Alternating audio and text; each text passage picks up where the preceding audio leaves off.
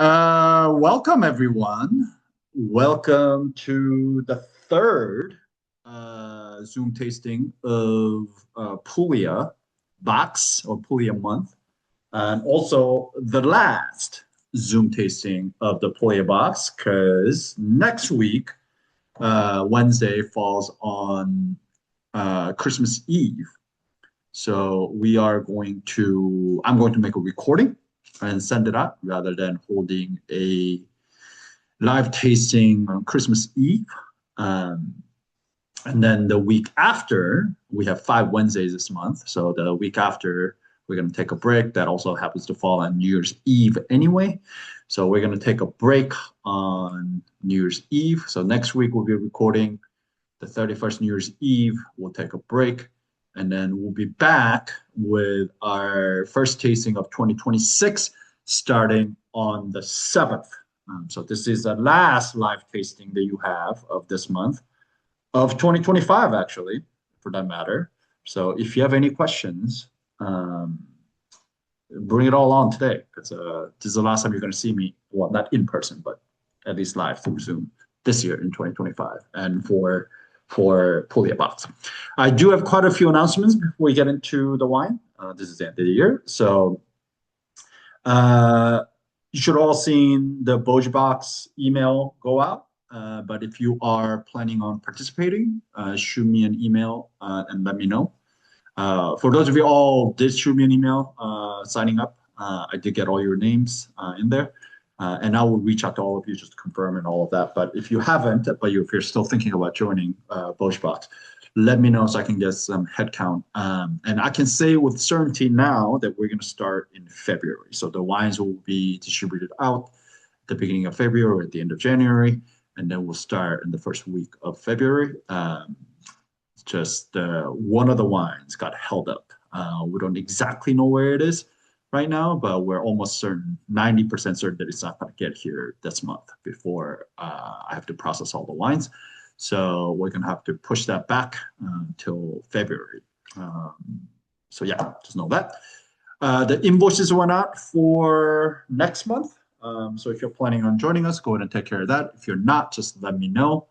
I know it just went out 2 days ago, but I'm going to process through that quite quickly, especially next week is a Christmas holiday. So the warehouse is going to close. I have to process all of that before I do before we leave for Christmas, before the Christmas comes. So we're talking about, I'm either going to process this Saturday or Monday. So it's all going to be, if you don't, I'm going to start hounding people in the next couple of days. So let me know if you're joining. If you're not joining, if you are joining, go ahead and take care of that invoice right away. In case you're wondering, next month, the theme is Val d'Aosta. So we're going to kick off 2026 with the Val d'Aosta, which is a tiny little obscure mountainous region in the northwest of Italy, north of Piedmont. Historically speaking, it is, it has exchanged territories with France. It's a very weird place. It's like drinking a French wine but made in Italy. It's right by Mont Blanc.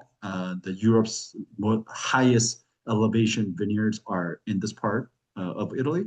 So very small part, very obscure wines, and also very expensive. So I don't know why I decided to do this, but I did. So we're doing it. So Val d'Aosta is what we're kicking it off with next month. I mentioned next week is a recording, no Zoom tasting. We take a break on New Year's Eve. Resume back on January 7th. Oh yeah, and speaking of the end of the year, our annual tradition is back. So Hits from the Past will be coming back so next Case Club in January will feature all the wines. I'm going to send out a list of all the wines that I feature either in the box or on Case Club in 2025 to everyone. Take a look and you let me know if any of those you want it refeatured or any wines from the past that you've ever had from me. And if you want any of those refeatured, let me know and I'll offer all of that on the very first Case Club of January. So we could, Hits from the Past. You all know the drill. All right, there was quite a bit of announcements to go through, but yeah, I think that's all I got. Any questions about any of that before we get into the wine? About next month, hits from the past, Bosch box, Valdiasta, recording next week. Excellent, excellent. Yeah, so All right. we might be able to get wines from the prior years too.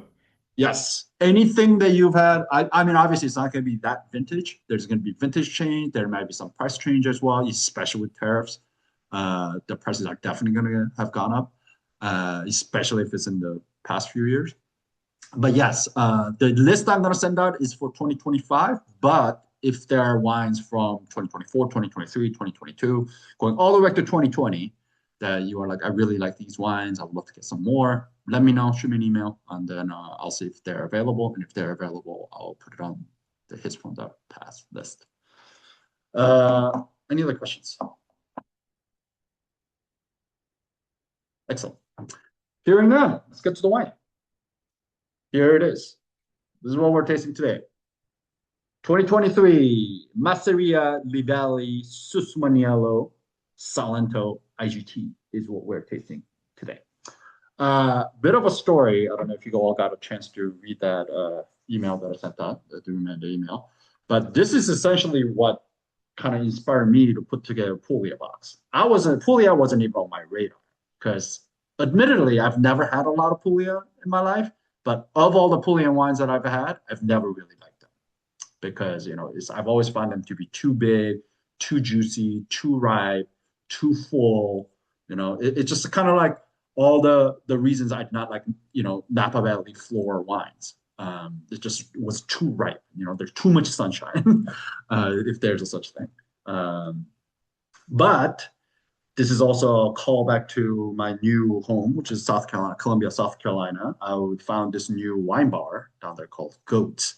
And one day I was actually there on my birthday, August 17th. And the owner had just come back from a local award ceremony it's like a local newspaper, just kind of like a Washingtonian paper does best of this, best of that. And then they won the best neighborhood wine bar, I guess destination award that evening. So he came in and he was in a great mood. And if you guys remember that bottle of McPherson Grenache from Texas that I had in the Great American Road Trip box, I had tasted it. And then I think my birthday was on that Friday or Thursday. So day or 2 days later, I went in there with that bottle and then I blinded the staff and Opie's the name of the guy, on that wine. And they're like, what the fuck? Like, what is that? Why, this is Grenache from Texas. And then they were like, oh my God, this is crazy. But in return, he was like, okay, I'm going to blind you on something. So he blinded me on this. And I had no idea what I had in my glass when he first poured it. But I knew I liked it. Knew the wine was very good. And I knew it was very warm. But I was very mad, first of all, because first of all, who the fuck blinds somebody on a Susumaniello from Puglia?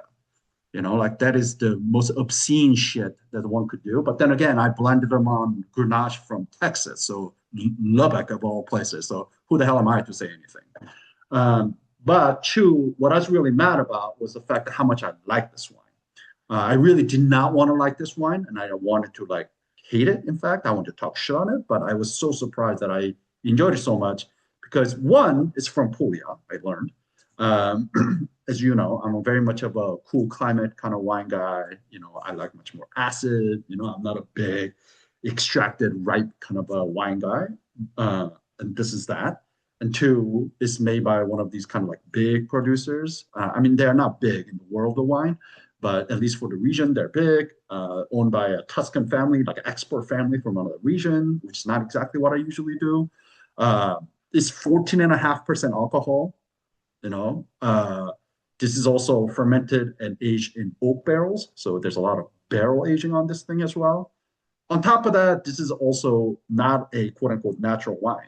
This is pitched yeast. I'm sure you went through some filtering. I don't know if it went through filtering and fining because it doesn't look super translucent. But at least I know that this used pitched yeast.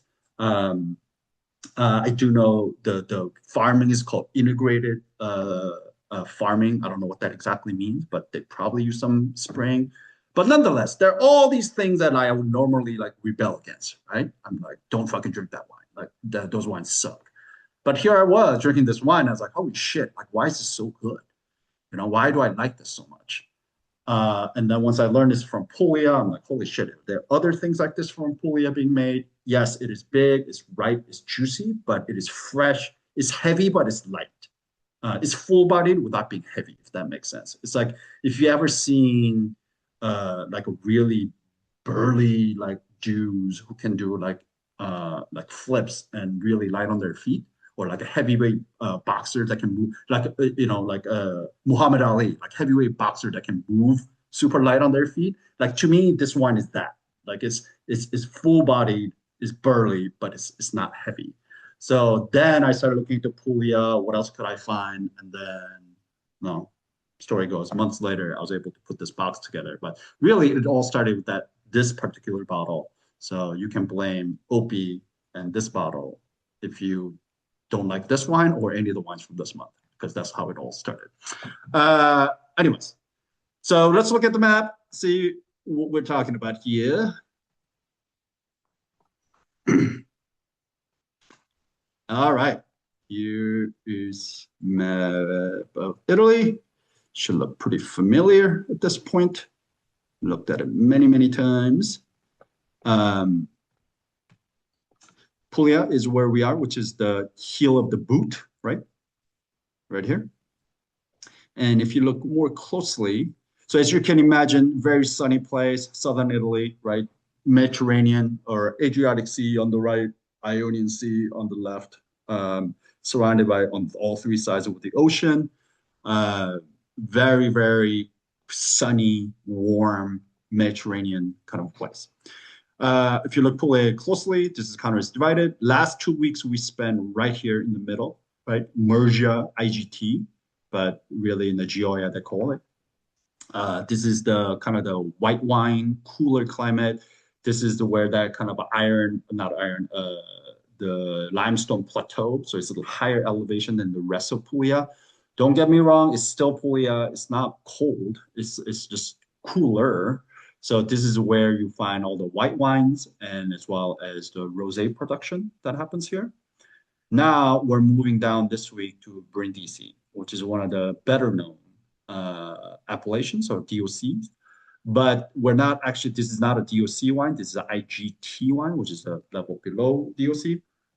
And I believe it's because Susumaniello is still not recognized as 100% varietal wine under DOC or DOCG level.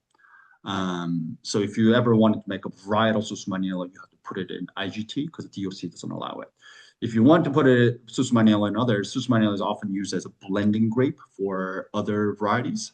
So Brindisi is a red, I mean, all of Puglia is really red wine territory, but particularly the south with the Brindisi going to Salento, Squisano, Lisano, all these places, these bold-faced places, these are all really known for their red wines. Really ripe, big, juicy red wines. Brindisi particularly is known for their Brindisi Rosso, Brindisi Rosato, which is a Negro Amaro dominant blend, with oftentimes Susumaniello being the blending grape variety amongst other characters that go make it in there. So that's usually how it's made, and this Susumaniello is one of the most obscure grape variety that you're going to find, just because it is not only they're about, as far as I know, or as far as the research that I did told me, there are only about 50 hectares left in the world of Susumaniello, and all of that is pretty much exclusively planted to Puglia, and even within Puglia is almost exclusively visually planted right here in Brindisi. So we're talking about a very, very obscure, very, very rare grape variety, not only in Italy, but in the world, essentially. The name, the rumor has it, it's a thick-skinned red grape variety, as you can imagine, looking at the color and then what wine smells like and it tastes like. Naturally, very high vigor. It just grows a lot. It just produces a lot of fruit. And it's probably that's why it was popular at the beginning, just because it was, such an abundant fruit. And as I said at the beginning of this month, Puglia was really before it turned to producing quality wine, was really known for commodity, mass-produced kind of a wine. So the rumor has it, and you can't believe everything you read on the internet, but at least what I found, rumor has it that the name comes from the word somarello, which means donkey in the local dialect. And then what it was saying was it's referring to the fact that the grapes grow with such vigor that there's so much fruit on the vine that the bunches struggle with the weight of the grapes, like a donkey overburdened with like supplies on its back. And they think that that's where the name Susumaniello comes from the local dialect Somarello, which is a donkey. But again, these days it has fallen so much out of, well, not now because it's starting to come back. It's actually it's being rediscovered and it's being replanted quite a bit, and then the planting is actually growing. But by the end of 1980s, it has fallen so out of fashion. In fact, there was no known source of Susumaniello existed in all of Italy. The story goes that in 1990, a local farmer named Luigi Rubino was preparing to take over his father's winery in Brindisi, in this region, or Salento, this region. And during the kind of tour of different vineyards and different places, he found rows of vines that have been just kind of abandoned and have not been tended to. And he met this old gentleman that had been farming grapes for years there. And then he indicated that those were some old, interesting kind of vines. He didn't, that nobody really pays attention to anymore, but it is probably worth paying attention to or making wine into if you are interested, because he saw a lot of potential. And turns out those roads were Susumaniello. So Luigi and his wife Romina teamed up with their enologists and to kind of rediscover the grapes and put it back on the map. And thus it became a strong advocate for this variety, and then started telling everyone in Brindisi that Susumaniello is worth making. And then they actually ended up making their own wine in 1999, and starting in 2001, bottling was really the one that put Susumaniello kind of on the map as a varietal wine instead of blending grape. And that's essentially how this once near extinct Asian variety was saved. So the story goes on the internet. The kind of, like I mentioned, the rediscovery has taken place since then. And it's really kind of grown from that near extinct in 1980s, and then now it's grown to almost 50 hectares, and it grows every year. And these days, especially in the kind of young hip wine circle, when you're talking about Southern Italy, Puglia, the one thing that comes up is not Primitivo, it's not Negro Amaro, but it's Susumaniello. Everybody talks about Susumaniello. They're like, oh, have you had Susumaniello from Puglia? You talk about Southern Italy. So it's definitely on people's radar. And its intention is starting to grow every year. The vine coverage grows every year. But it is still, in majority, still used as a blending grape to, like I mentioned, the Brindisi Rosso, Brindisi Rosato, which is a Negro Amaro dominant blend that comes from Brindisi. DNA test, I didn't know this, but DNA test says that this grape, Susumaniello, is a cross between Garganega and another common eating table grape variety from Puglia called Uva Sogra, which they're believed to be originated in Greece. So they actually think that maybe there's a theory that Susumaniello maybe has some ties back to Greece, but especially given the kind of ties of this region, I mean, you can imagine how close this is. Oh, it doesn't show, but Greece is not too far. And particularly this part of Italy, the southern part of Italy, Greeks and the Romans, all of them have landed here quite a bit. There are a lot of close ties to Greeks, essentially. So especially given that history, I guess it's not too far-fetched that maybe this has some trace back to Greece. So maybe one day we'll find out exactly where Susumaniello came from, and then we'll learn that it is actually part Greek. It is capable of producing high-quality wine with excellent structure, fresh acidity, and with the layers of complexity, and that's what I was really shocked by. How big and how structured this was. There's a tannin in here, right? There's a body, but there's a freshness from the acid. And then there are layers of different savory notes that run through here, which I really enjoy. It also takes well to oak. So and it can be age-worthy when it's made carefully. So really cool grape. It's not just all Primitivo and Negro Amaro when it comes to Puglia, which is definitely what they're known for. But Susumaniello is definitely something that we should pay attention to, especially keeps getting. This is my probably second Susumaniello I've ever had, but they've both been really fun, really cool. All right, let's talk about who makes this wine. So this is actually the building, this Masseria di Veli. I mentioned like this is not a small little farm wine, even though Masseria in Italian means farmhouse. This is looks nothing like a farmhouse. Maybe at one point it was, but anyway, this is Masseria di Veli. This is what it looks like from the outside. I mean, it's a big big property, as you can see. It's currently owned by the Falvo family, and it's managed by two brothers, Eduardo and Alfredo, which are these two guys right here, the young guys. Their cousin has apparently recently joined in late 20-teens, and then and part of the operation now, but really is managed by these two. The building was first built by a guy named Marquis Antonio di Vitti de Marco, this building that we're looking at. Who was a world-renowned economist and a member of the Italian Parliament at the end of the 19th century. He built it with a dream of turning it into a model for viticulture in Puglia. So he built this, and then the tagline, if you go to their website, it actually says "Dream between two seas," right? Adriatic Sea and the Ionian Sea. And then he wanted to kind of build this in the middle of those two seas to serve as a big winery as well as a viticultural kind of research center for Puglia. But in subsequent years, his dreams kind of slowly to disappear. He kind of walked away from the project. And almost a century later, in 1909, the Tuscan family, the Falvos, who have already made their name in Vino Nobile di Montepulciano and Vinsanto, so we're talking about Tuscany, and arrived here, fell in love with the property.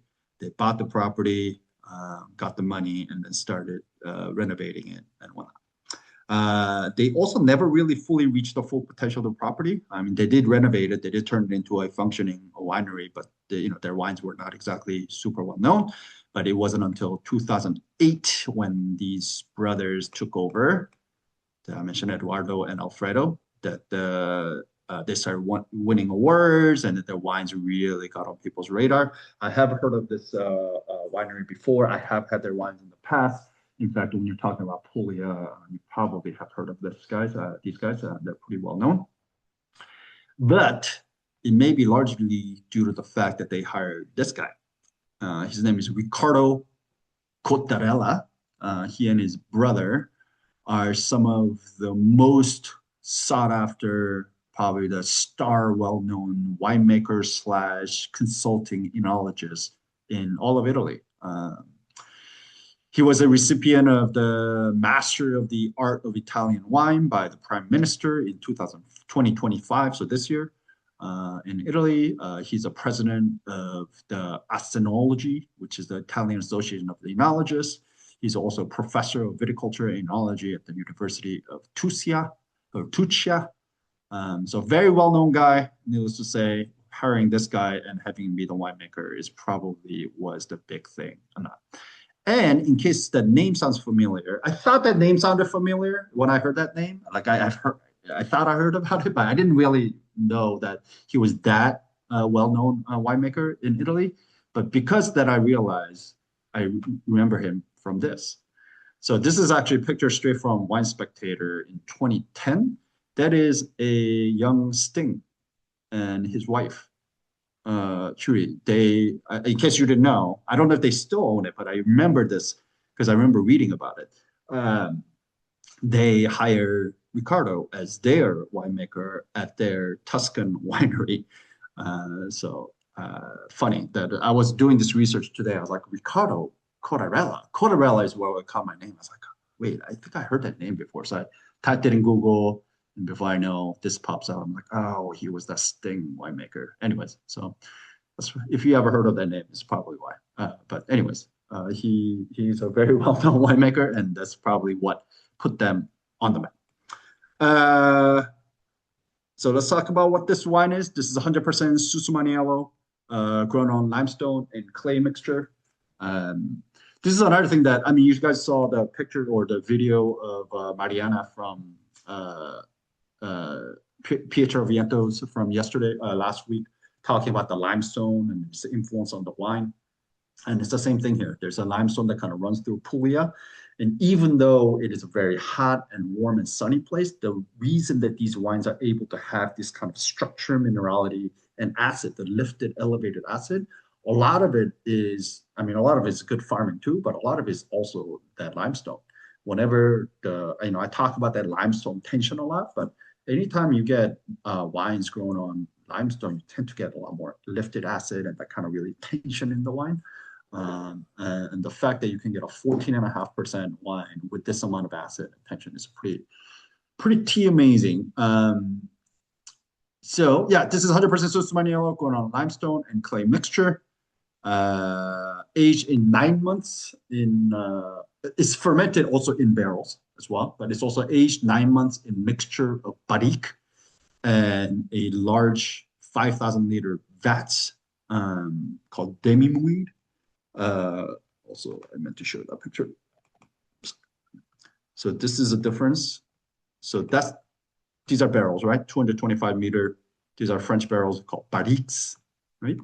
But then these are what we know as barrels. But then there are also bigger ones like this. So this is a 5,000 liter vats called demi-muid. Actually, demi-muid is even bigger than that. So this is just 5,000 liter vats. So this is aged 9 months in mixture of barrique and these vats. And then it's aged further 3 months in the bottles. And then I could not find information on whether it's filtered or fine, but I'm willing to bet it was not filtered because it's not look filtered to me at all. But it is not spot-stage fermentation. It does use cultured yeast.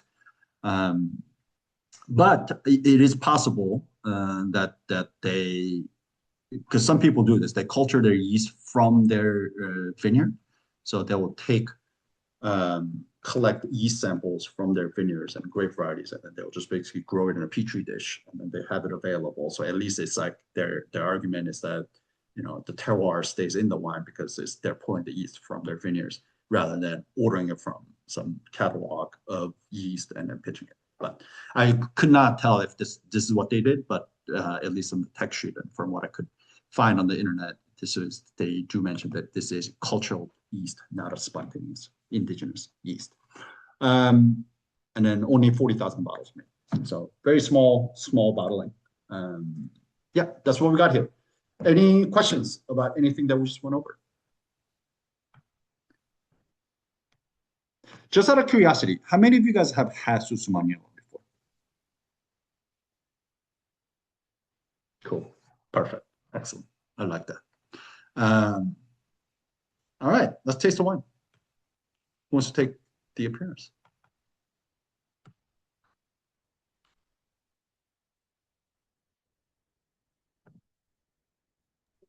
I'll go ahead and do it.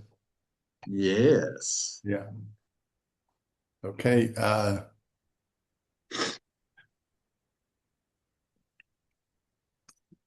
This wine is, I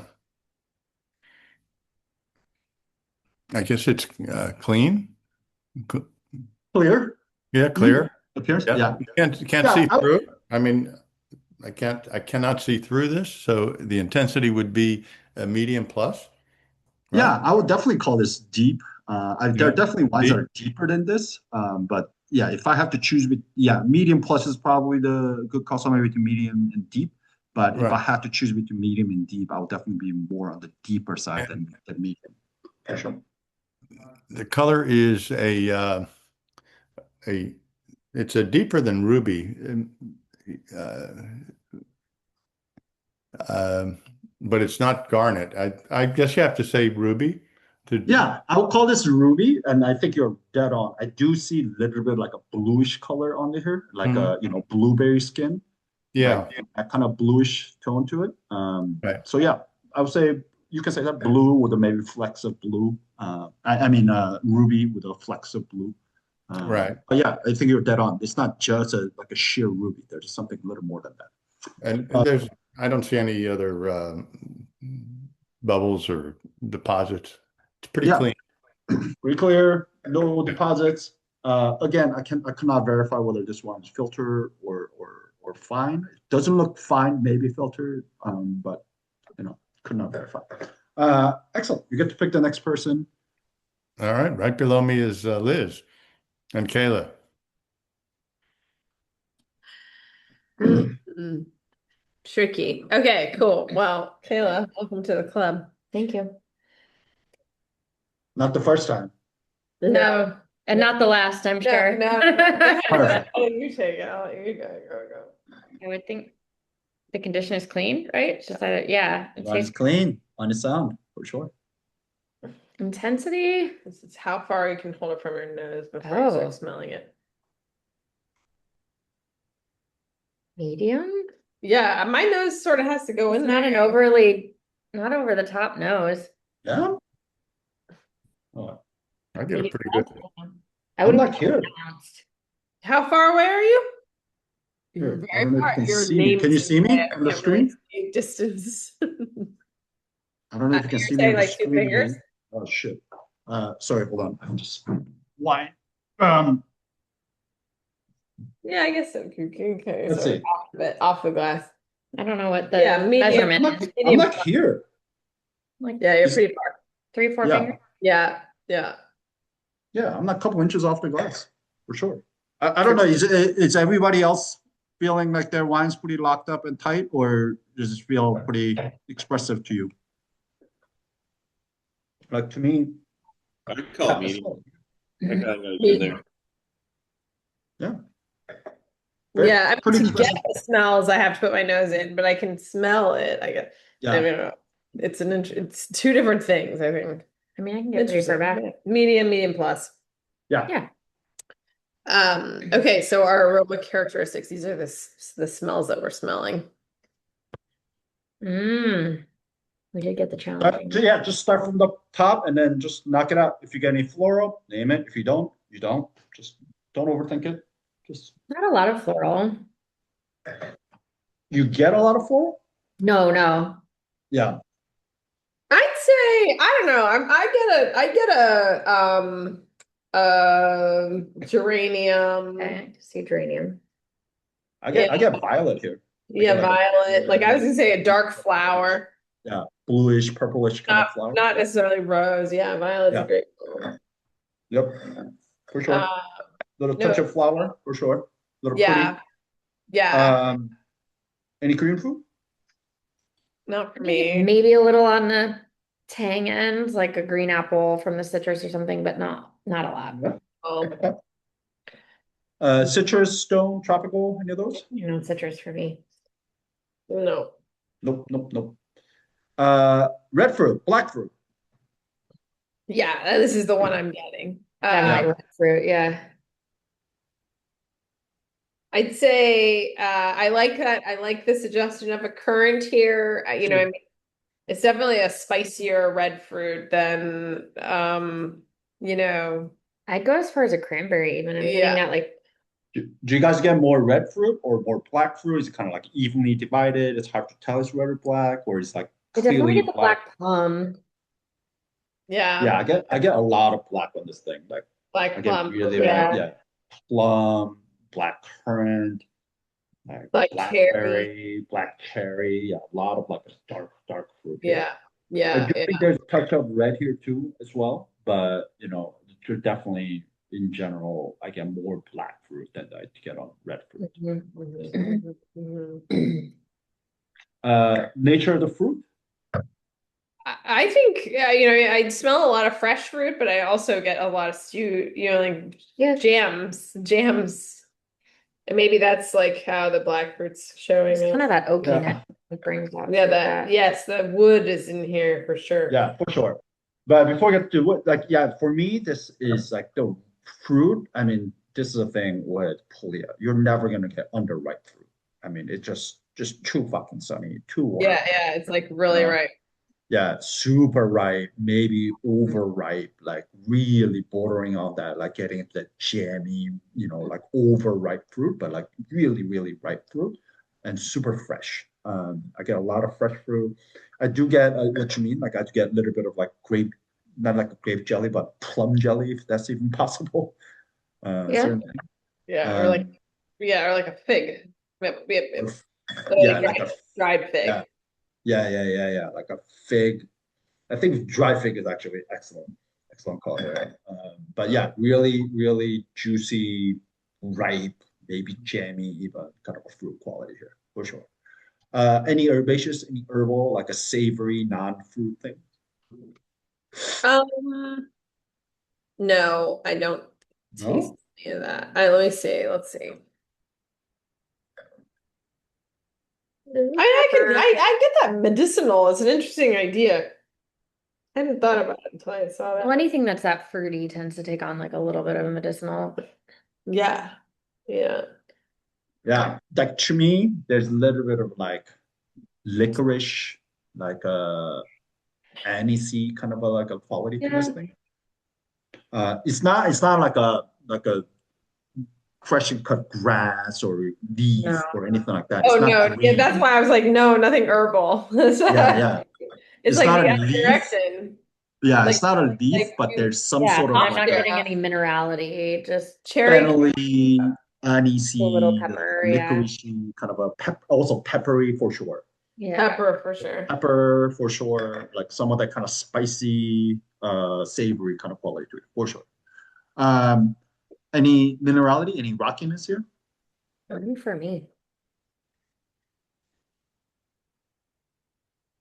I mean, like knowing the limestone story, like I could probably, It's not I not did, there. It's just not in your face. yeah, I'm Yeah. be curious to do it in the tasting to see if it Yeah, to me, it doesn't come off as like super rocky. It just comes as like maybe a touch of dust in the bowl. dust, exactly. Yeah, like a dusty, earthy kind of like the fruits haven't been fully washed, but you just kind of harvested some fruit off the like a roadside kind of a vibe Look to at it. the earth. Yeah, exactly. That kind of vibe. But yeah, a little bit of that for sure. Any secondary, any tertiary here? Mm.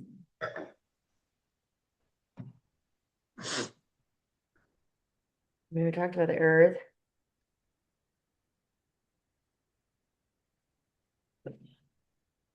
I mean, I think we have that cooked smell, but I don't know if that's from the aging or if that's from like what it like as you were talking about the big thing, Yeah, the I heat. I can tell you that this does not say new oak. There's no new oak on it, but we know that this was made, fermented, and aged in I oak. can smell oak for sure. Yeah, you can right, but it's not like so. There's a difference between old oak and new oak. You can Yeah, smell exactly. new oaks. You can smell the actual wood as well as everything that we're talking about here, like these Yeah. kind of like a warming spices and stuff. There's not much of that here. Like I can tell, like I almost can smell the actual barrel stuff. I don't know if you ever smell like the wine barrels themselves, but Yeah. like there's certain wood grain, kind of a grainy, kind of like savory thing here. But maybe some of these, like maybe it's just a powerful suggestion knowing that this has touched some wood, but like to me, there's some of this really dark nature also on it. Not just the fruit, but like some sort of like cocoa nib, some sort of coffee bean, like that kind Yeah. of Like a vibe. tobacco-ish, cigar-y type thing. Leaf, some kind of like that kind of vibe for sure. Yeah, Yeah. tobacco for sure I get. Tobacco leaf.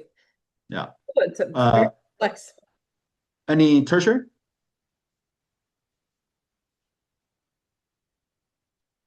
Or am I do I need to scroll to it? Sorry, I'm just trying to. You can zoom back out. No, that's it. No, I mean like the cigar was the only thing of tertiary that I think I might have Yeah, gotten. I think that's just more of the nature of Susumaniello. And then if I were to bet on this thing, that this was not destemmed, this was a whole bunch.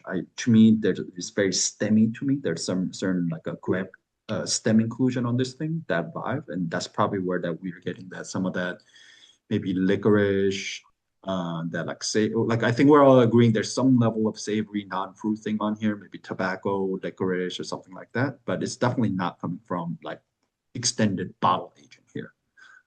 This Yeah, 2023. This is not from still the bottom. very young, very much in the primary, maybe touch of secondary, but we're really pretty much all in the primary here.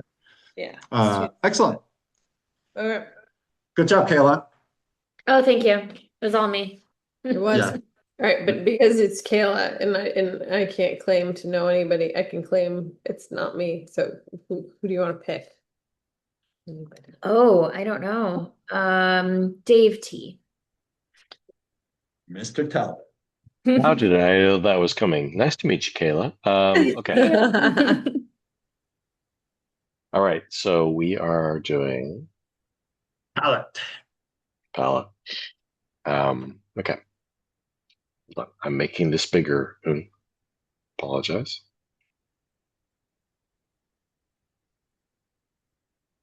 Hmm.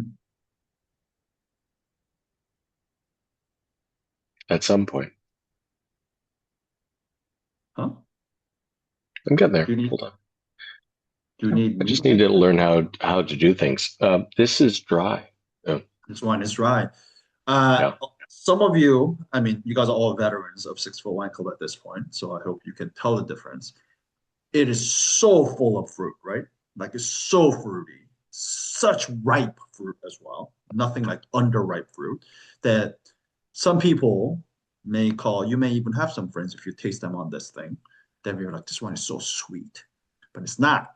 It is bone dry. There's no sugar on this thing. It's just that the fruit quality as much as also just the abundance of the fruit is just so high that it comes off sweet because our brain just kind of thinks that way. Evolutionarily, that's how we're trained, but this one is bone dry. Lab data, it shows nothing. Acidity.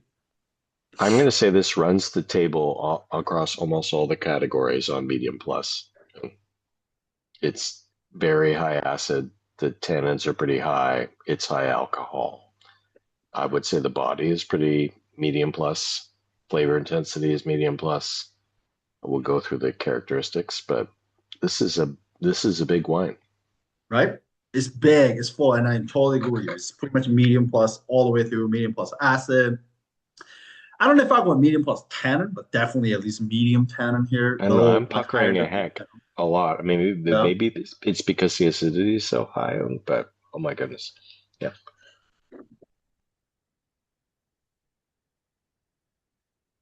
But there's definitely grip here. I like Yeah. you drink a bottle of this, your teeth will be purple. Let me put it that way. Yeah. I feel that way Um, already. yeah, Yeah. there's a lot of anthocyanin here. There's a lot, which is the color compounds. A Yeah. lot of anthocyanin, a lot of just phenolics, just all through, including tannin. It's a very, very phenolic, very Yeah. rich kind of a wine. Yeah. And then alcohol, definitely. I mean, we already talked about 14 Yeah. and a half. However, I will say this, it does not feel out of balance. You can tell, like if No, you really I agree. taste it, yeah, you can feel the warmth. But to me, because there's so much of other things, like everything that Dave T mentioned, like this is a big wine, right? Like it's got the tannin, it's got the fruit, it's got the abundance. Because of that, the alcohol, even at 14 and a half, does not feel out No, of it doesn't feel overwhelming. I agree. right. It's not Uh, like a Napa cab that I don't like. exactly. The things that are sometimes just so out of balance, right? Yeah. And body, I I mean, mean, I this would is say this is at least a medium plus. yeah. I mean, I think I'm It's gonna got a take this to lot. full. It's Yeah. thick. This one Yeah. is thick, Yeah. thick with the two C's. You know. Yeah. You can say that, and I can't. I don't know. Can I say that? I don't know. Maybe. I don't know. But definitely full bodied, medium plus at the minimum. Moves Yeah. we don't have to talk about. Flavor Yeah. intensity again, definitely not shy. Medium plus for sure here. And do you agree with I mean, everything? to me, this is all black fruit. I mean, Yeah. I know the nose was a little on the lighter side, Yeah.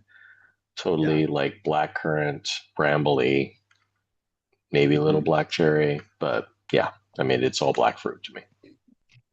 Agreed. That's what I was gonna say. Even on the, it maybe there's also a little bit of bitterness here too, but that's just Hmm. meant to happen when there's this much phenolics on the wine, Hmm. tannin, anthocyanin, all of that. You are gonna get some Yeah. bitterness. It Yeah. is well balanced, and it kind of balances out all the fruit and the ripeness and all that. If Yeah. this was not ripe like this wine will come off so fucking bitter because there's so much phenolics here.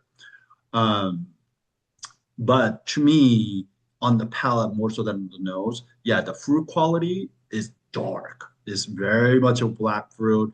Even the licorice that I was telling you about, like I'm getting like black licorice. There's some black coffee even. Like there's something really Yep. dark and black. There's a tobacco-y, I know that was mentioned in the Yeah, nose. Yeah. absolutely, absolutely. Yep. It's deep and dark kind of a thing. Um, but I will say this is kind of what we're talking about minerality. Um, There's again, something there. I can't really place it. yeah, Maybe well, yeah, it's sort of limestoney, right? Something wet. it has a lot to do with the acidity as well, because whenever you grow Hmm. grapes on limestone, you're going to get high acid, or the acid is Yeah. just going to be more elevated. But to me, there's just like tension that I feel, even at 14.5%, even at this much ripe fruit, even at this much body and intensity, I still feel some of that tension, which is what makes this great. I agree. Any secondary, any tertiary things? I mean, it's complex wine, but I can't really get past the black fruit. I'm going to be Yeah, honest with you. So, a lot of fruit, a lot of fruit for sure. yeah, Yeah, I definitely no tertiary here, even on the palate. Maybe yeah, touches some of this, oak influences there. The presence, the something. evidence of oak is Yeah, definitely but there. I don't, it's not overwhelming, right? Because Yeah, it's in balance. exactly. And that's the beautiful thing about this. Like, it's so easy to take these things too far, or one of these things to be completely taking out of balance, like alcohol, but Yeah, or the bitterness. But the fact that they were able to keep this all under control and everything just kind of, yes, it's big, it's coming at you loud. It's like a heavy metal, but like, it's not just right. noise. It's everything's very much in harmony and balance. Agreed. Um, and finally, the length. How long is the finish? I mean, it's a medium plus at the minimum. Yeah, it's also got some length. I mean, with this much extraction, this, Yeah, yeah, I'm gonna call this medium plus. it stays with you. Yeah. Yeah. All right. Conclusion. How good is this wine? Justify it. And I would you age mean, um, well, I would say this is a very good wine, if not bordering on excellent. Given the acidity and the tannins, it'd be interesting to see if it improves with age. I don't know anything about the grape, so maybe it does, maybe it doesn't. But it's very drinkable now. It's not young, Yeah. right? So I don't know. It'd be very interesting to see where it ended up in a couple of years, but I love it now, so I don't know whether I would keep it. Yeah. Um, Quality wise, I mean, Dave T kept going back to how balanced this wine was. So first and foremost, very well balanced wine. We called it medium plus on intensity. Complexity wise, yes, we didn't call any tertiary, but we definitely had some Yeah. secondary. We had a bunch of things on the primary, right? So I'll call that at least lower end of medium plus, high end of medium. And then length, we squarely called it medium plus. So coming all across, we're going to call this medium plus. So we're going to call this very good. And to Dave's point, medium plus acid, medium plus tannin. It's got a great backbone, great structure. On top of that, it has all that intensity, right? It has and the complexity already. The one of the things that Dave mentioned was, it's just so much black fruit. There's so much abundance of it right now. Maybe it's hard for him to get past that. So perhaps with aging, some of that primary fruit is going to change to some of the non-fruit things. Maybe more tobacco will come out. Maybe some leather will come out. Some other things come out, adding to more complexity and pulling back some of that really a big primary fruit that introduces this one. So I think this is an excellent candidate for aging. I do think it's drinking beautifully now. It's fun. It's fresh, even though it's big. Like I mentioned, it's full, but it's not heavy. I think it's drinking beautifully now. But with this much acid and tannin and this intensity around, I think this wine has easily 5 years. I would Yeah. love to see how this Do we know wine. what their first vintage? I mean, I know you said when they really started doing this. Like, it'd be interesting to look up, like with the 2019, if that was their Yeah, first vintage, how that's drinking, right? yeah, no, excellent point. I know they have been open since 1999, but it wasn't until Hmm. 2011 is when they really started, Okay. when they hired Ricardo. I don't know how far back their Susumaniello goes, but I can always ask. But yeah, that's an excellent point.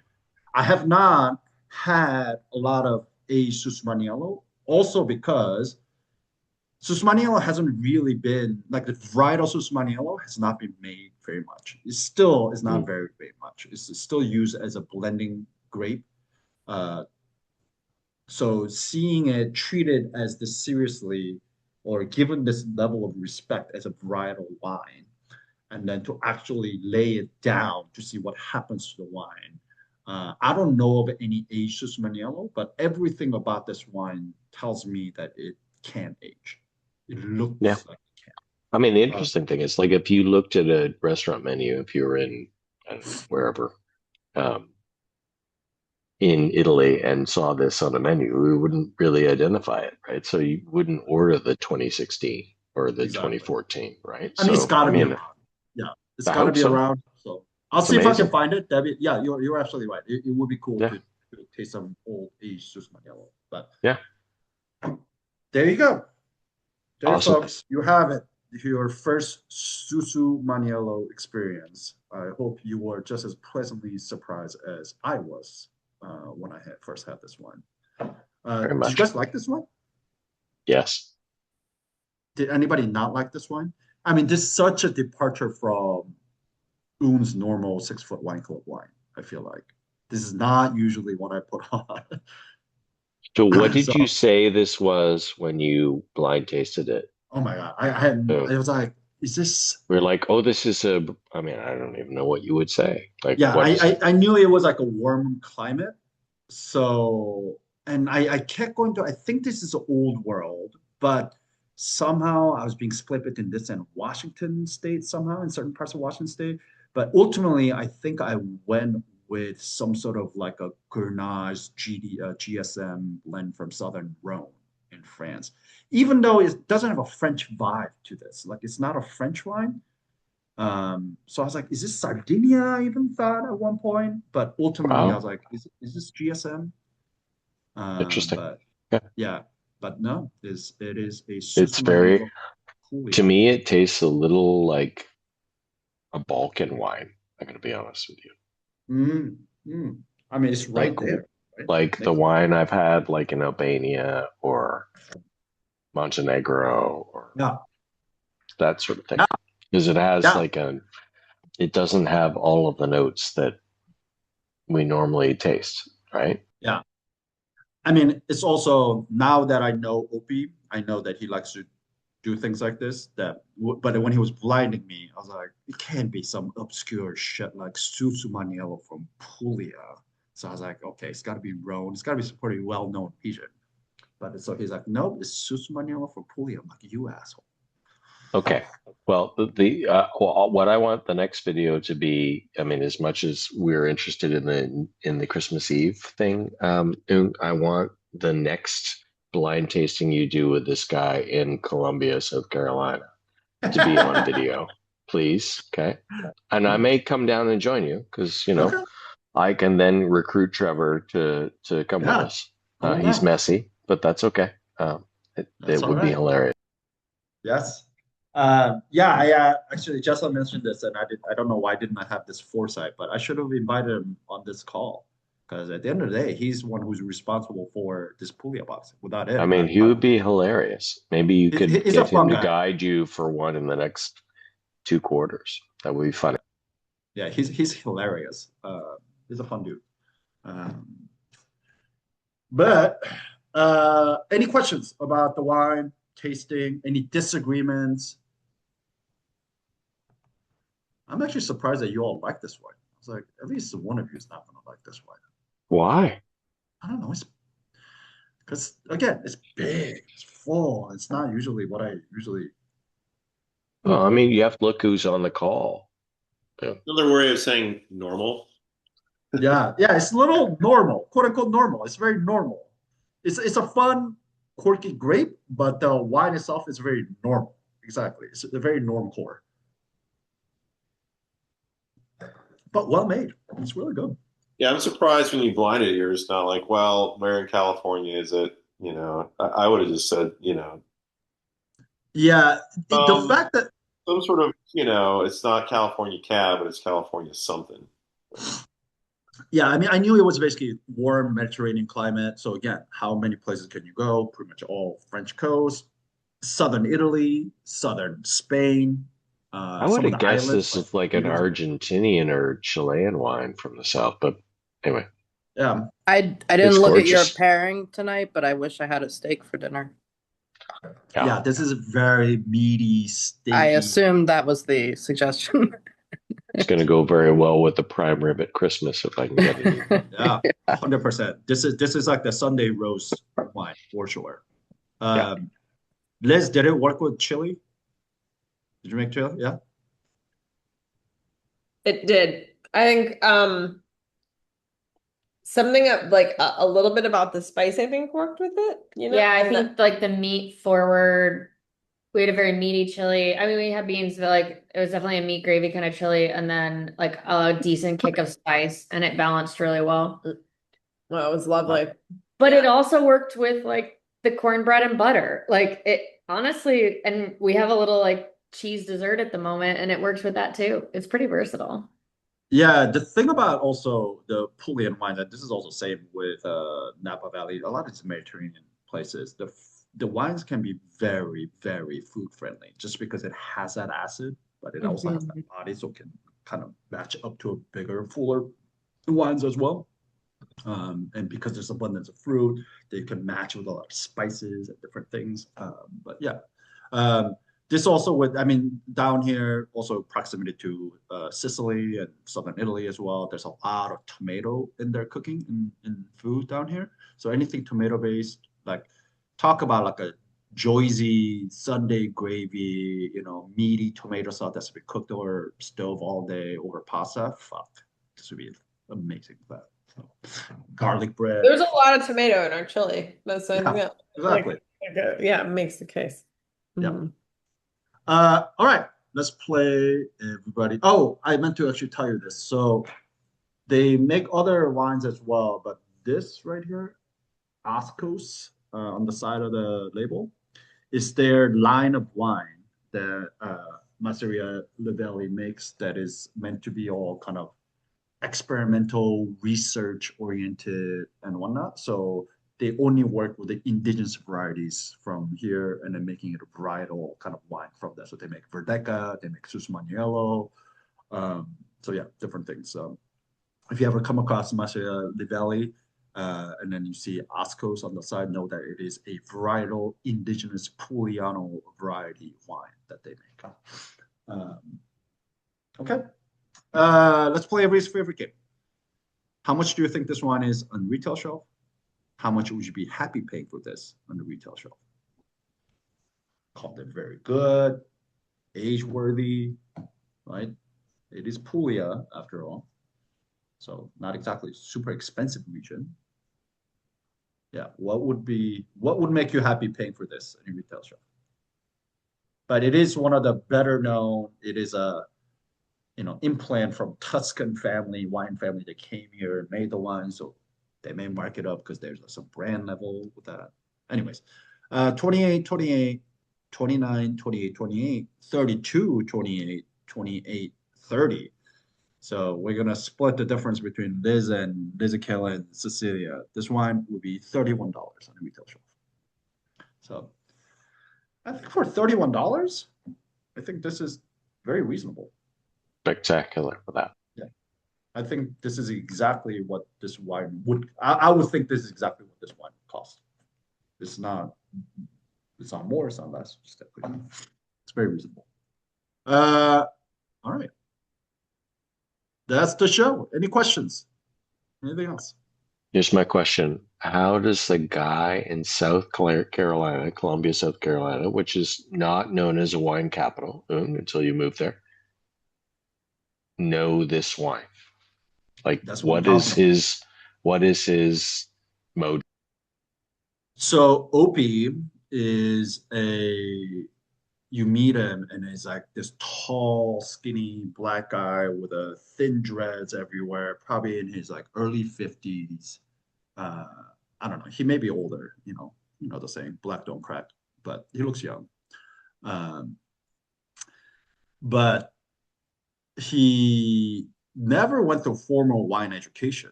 He just started working at Goats, this place that is like from the outside. When you walk in, first walk in, you're like, this is a dive bar.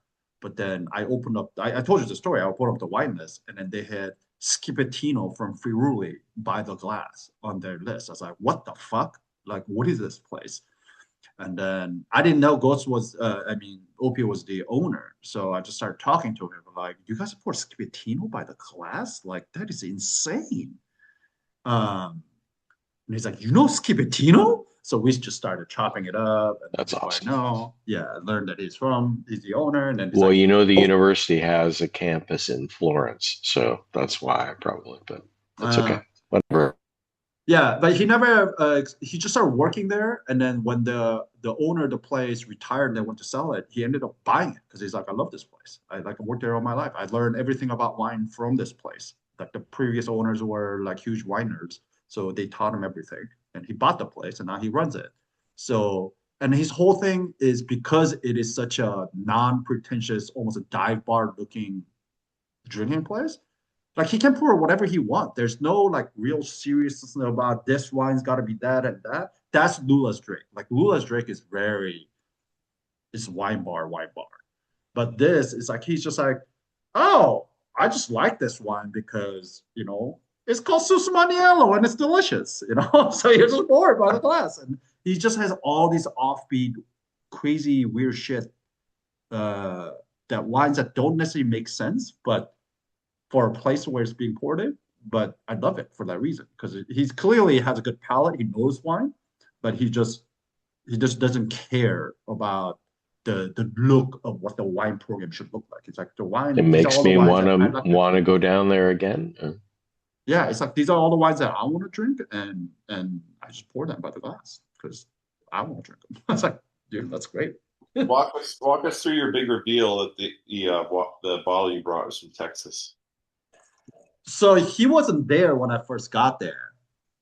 Um, but I have gone to Goats a few weeks before, befriended a few staff there, and they were working there. So I was just in there supporting it for the staff. And then they're like, what is this? I'm like, you like it? They're like, yeah, it's pretty good. It's really fruity, but it's pretty good. I'm like, yeah, it's from Texas. They're like, what? So they're all shocked. I'm like, I didn't know Texas even made one. I'm like, me neither, but like they were all shocked. And I was like, where's Opie? They're like, oh yeah, there's this like newspaper thing that's happening. Um, but they're like, when he comes out, you have to blind him. Do not tell him what this is. I'm gonna hide the bottle, but you gotta blind him because he will never get it right. It's gonna drive him crazy. Like it's his thing. He likes blinding people on wine. I was like, okay. Uh, so he walks in. He's hammered, by the way, which is like the worst time to be fucking blinding anything. Like he's at this event. He just won. So he walked in, and then he also walked in with the owner of Lula Drake, which is the James Beard award-winning wine bar. That's how I met him. Tim, I met him that night as well. He was also hammered. So they both come in, and we're like, hey, congratulations. I can't believe you won, blah, blah, blah. And then he's like, yeah, things are great, blah, blah, blah. And he's like, and then the staff was like, hey, he brought in this wine. You got to try it. I was like, all right. So I blinded him on it. And both of them just immediately after the first sip look at me and they're like, what is this? I'm like, what do you think it is? They're like, what the fuck is this? Like, this is weird. It's like, I know.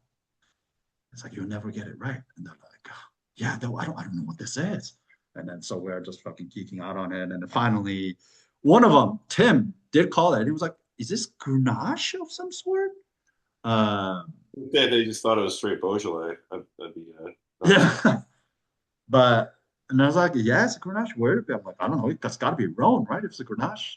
And I was like, does it taste like Old World? He's like, no. Then like, why did you guess Grenache, the Old World? Then I was like, I don't know. Fuck, Washington. And it's like, it's from Texas. And they're like, fuck you. You got a Texan wine and you're blinding us on a Texan wine? Like, fuck you. I was like, I know. I'm sorry. I wasn't trying to blind you on it. I just wanted you to taste it. But the staff insisted I blind you on it. So yeah, that was my first introduction to also the owner of this wine bar, like James Beard award-winning wine bar in Colombia, by blinding him on a Texan Grenache wine. Well, I gave it to some Texans, Woong, and they're like, now they're his biggest fan. So I'm hoping you get a cut. Good, good, Because good. and these people entertain a lot, so there's going to be Yeah. a lot of cases flowing north. Cool, cool. So Excellent, excellent. Glad you like him. Um, yeah, so and then Opie was like, okay, let me open a bottle for you. And then he like went out and picked this bottle, blended me on it, blended Tim on it. Neither one of us got it. Um, of course, it's fucking Susumaniello from Puglia. Who's gonna get Susumaniello from Puglia? So, um, but yeah. Then drank the bottle. Then we went to another dive bar and then got hammered there. Yeah, it's a whole story. It's good times. So, um, I don't know what else. Any other questions? how's Christmas time in South Carolina? I'm not actually, I'm in DC right now. I'm actually going to be here all through the holidays, the Christmas, and then I'm leaving DC on the 29th, 30th. So I'll be here. I'm in town till the 30th. If anybody's Awesome. around during Christmas and you all want to grab some wine or hang out, let me I know. have a lot of wine from a certain region that I'm becoming familiar with in France that you need to try. Ah. Are you done with the place? Is that place all furnished and done, or you still go back I'm and not sure it's never going to be done, right, but right, yeah. right. Yeah. But I know you were talking about going back there during holiday time to like furnish the I place. was there last week, Okay. and we'll be there again in February. But yeah, we're almost ready. Cool, cool. Almost ready for guests. Cool. Yeah, Jesselyn is what's that? How long do you say you're gonna be here? I'll be here till the 30th. Oh, damn. Yeah, I'm Yeah. leaving Friday. I won't be back till the 2nd. Okay. Yeah, I'm Jesselyn's flying to California, some family, I mean Christmas too, but more for her sister's having some health issues. So she's going out there to help out with the family, and she'll be back on the 29th, and then we're gonna go uh, me, Jocelyn, and Jacob. We're gonna get a cabin somewhere. I don't know, between here in Columbia, maybe in Shenandoah or in the Smoky Mountains near Tennessee or something. Spend a few days down there, and then I have to be back in Colombia on the 1st because I fly out to Chile on the 2nd for the bike ride. So Nice. that's the. But I'm here till the 30th. So that's the plan. That's All the right. plan. We'll message you. Yeah, I'm here. So Dave, how often are you going to France? How often are you doing house maintenance? I mean, I have a guy. Okay. Weird story. But I'm in Europe like once a month, and Yeah, I so know. it's not difficult. I mean, I'm trying to figure out the best way to get down there, but it's not like there's no easy way to get where we bought a house. So you could Right. I last time I took the train to Bordeaux, and it's an hour and a half from Bordeaux, but then you have to rent a car, and that takes whatever. Um, there is a closer airport, but it's mostly serviced by Ryanair because a lot of the people who fly in there are from the British Isles, and Ryanair is really angry about the taxes. So they've cut all their flights. So we'll see. Yeah, it's also a terrible airline, and like it's just going to Oh, be yeah. 100%. Yeah. Yeah. So, like stag EasyJet party. flies to Bordeaux from pretty much, a lot of like major hubs. So anyway, I mean, the train is totally pleasant. cool. It's a nice way to go, but we go in February and we fly to Charles de Gaulle, and then we'll drive down because we have a whole shitload of stuff still to bring to the house. Right. And so we'll see.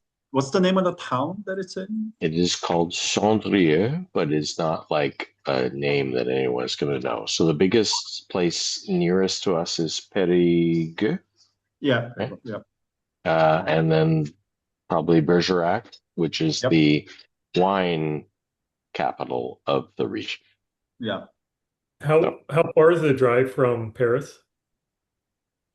About 5.5 hours, I'd say depending on 5 hours. how heavy your pedal is.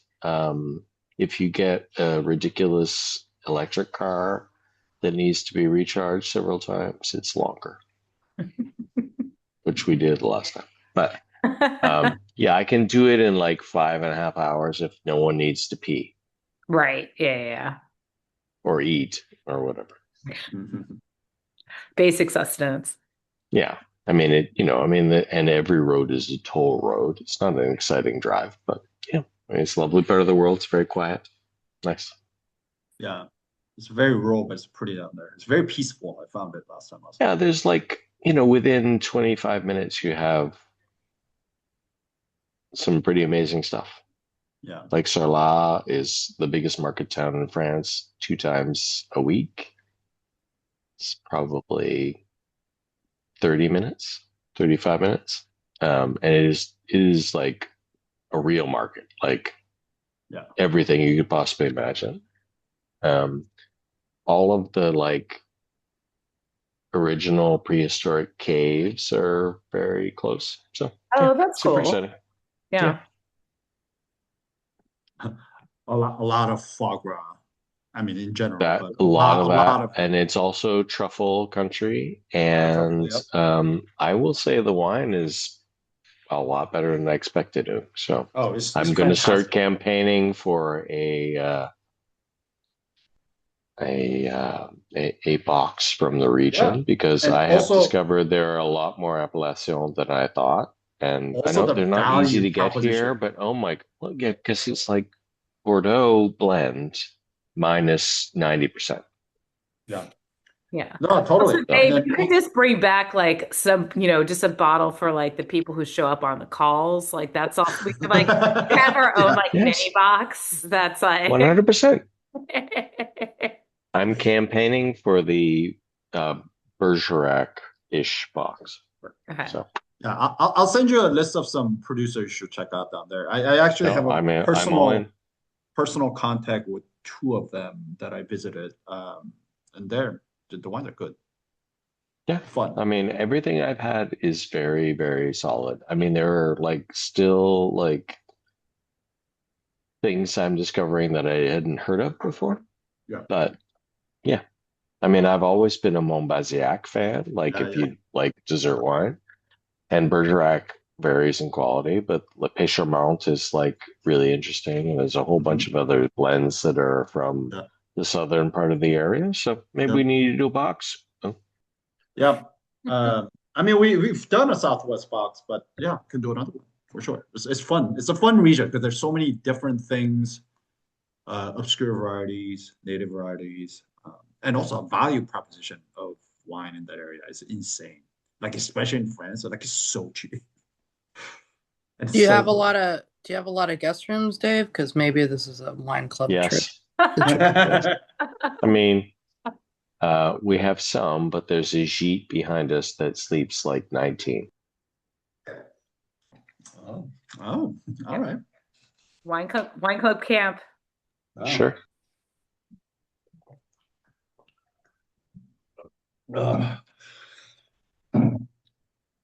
Anybody else doing anything fun for the holidays? Yeah, what are you all doing for the holidays? Are you guys going away also? Staying home, and my